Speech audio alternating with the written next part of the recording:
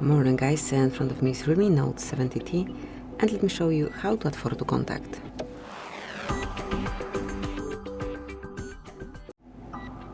So at first, open your phone gallery, then go to contacts, choose the contact that you want to personalize.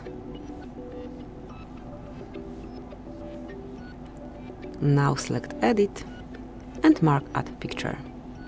And now you can either open your camera and grab a photo right now, you can choose something from your gallery, you can grab one from Google Photos, one from monograms, you can also choose an illustration here and then customize it however you like with the presets here.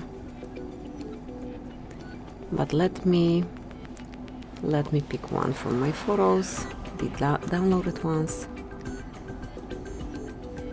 Customize the photo however you like. Tap on choose, mark save, and that's it. That will be all. So thank you for watching.